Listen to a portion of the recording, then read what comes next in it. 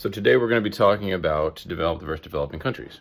And one thing I'm going to do is take you through one of my days in a developed country to show you how America is developed and how the United Nations defines that. So if you can see, I live in a very nice place. This illustrates gross domestic product. A country that is developed has a good high gross domestic product, and that means that their citizenry has a relatively good standard of living. So in our next little clip, I'm going to show you my little trip to Starbucks where I use my cell phone to order coffee. So I'm just leaving Starbucks now, and I just was able to walk in and grab my coffee here. It's got my name on it. And that is, again, showing how economically developed the United States is and how our high GDP allows us to be a developed country. So now, the aspect of developed country I'm going to look at is access to education. And I'm bringing my children to school because here in America we have a public education system, so every child has access. Not only do they have access, but it's mandatory that they attend school. And you can see my children here going to school, and you see all the kids walking to school because we have a public education system. And here I am dropping off my children at this wonderful public school, which we have access to in a developed country. There they are. See, there's the one, and there's the school saying hi to everybody. So another aspect of a developed country is a high literacy rate. In America, we're fortunate to have a 95% and above literacy rate due to access to a public education system and awesome libraries like this one.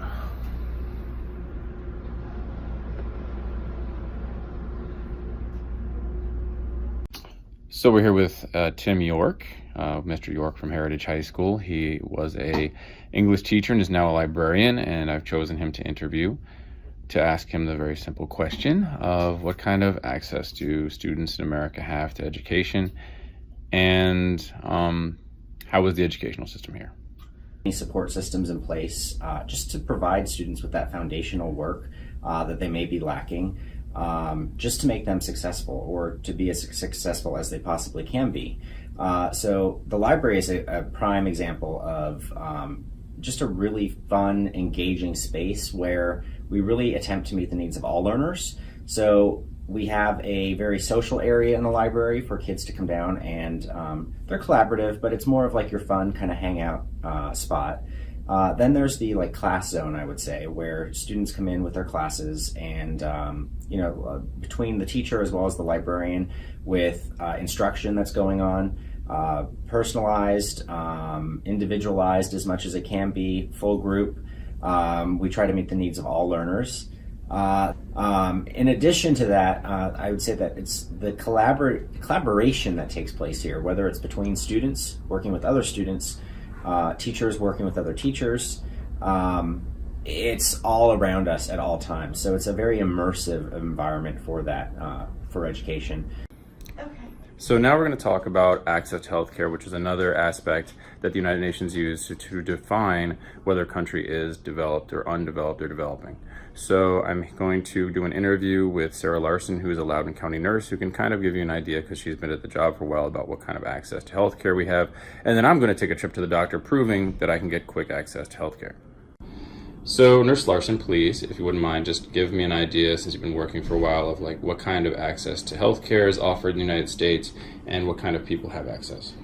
In the United States, we're very fortunate in that you can show up to any emergency room or request any kind of emergency health treatment, and they cannot turn you away. They have to see a patient that comes in with any array of complaints. As far as your primary care, if you work with a provider and with the resources that you have with your local state government as well as the federal government, you can also always find the care that you need. So I'm here in America at Leesburg Sterling Family Practice, and I just had a doctor's appointment, and that was very easy. I could go in, I could get taken care of, because here in a developed country, it's very easy to get access to healthcare. So we've gone over gross domestic product, access to education, literacy rate, and access to healthcare in terms of 4 of the 5 indicators the United Nations uses to determine whether a country is developed or developing, and we're using the United States as a developed country as an example. It was hard for me to find a good life expectancy example, so I'm using this graphic here to show you that access to healthcare allows for countries in the developed world to have greater life expectancy. You can see via this graphic here that in America we have a life expectancy of between 75 and 77 years, and places that don't have a good access to healthcare, like the Democratic Republic of the Congo, etc., they have much lower life expectancies. So using this graphic, you can show that the United States, due to its high GDP and access to healthcare, has a significantly higher life expectancy, making it a developed country.